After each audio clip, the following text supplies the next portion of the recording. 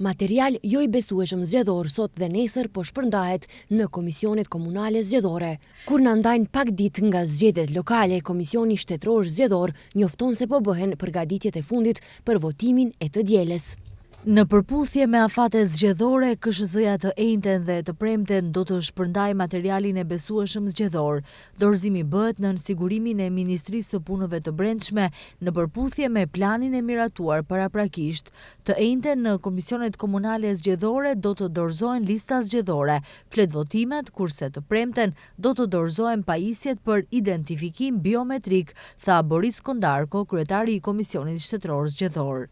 Materiali besueshëm, përfshirë kutitë e votimit, do sigurohen nga policia deri në dorëzimin e tyre në Komisionin Shtetëror Zgjedhor një ditë pas zgjedhjeve.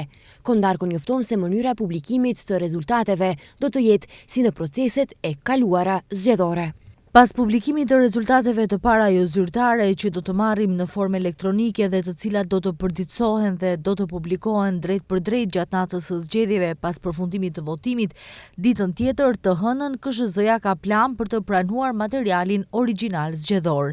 Nga fundi i ditës në mbrëmjen e së hënës, KSZ-ja do t'i publikojë rezultatet e para zyrtare të bazuara në proces verbalet origjinale, tha Boris Kondarko, kryetari i Komisionit Shtetëror Zgjedhor. Deri tani, Komisioni Shtetëror Zgjedhor ka dhënë 1341 akreditime për ndjekjen e zgjedhjeve për 700 monitorues vendas, 639 monitorues ndërkombëtar dhe 2 gazetar të huaj.